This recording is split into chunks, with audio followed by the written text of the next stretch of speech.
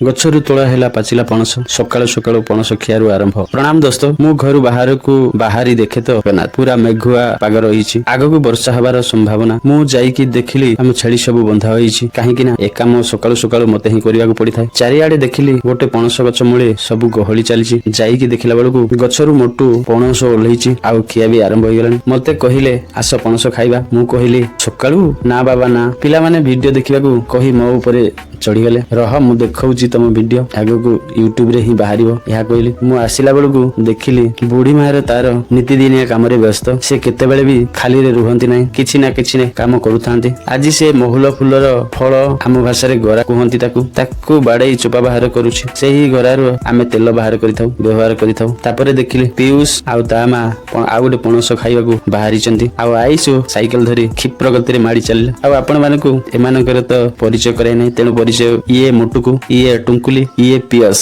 तो दोस्त video T भल लागिले निहाती गोटे लाइक करियो आ सब्सक्राइब करियो भूलिबेनी। जय जय।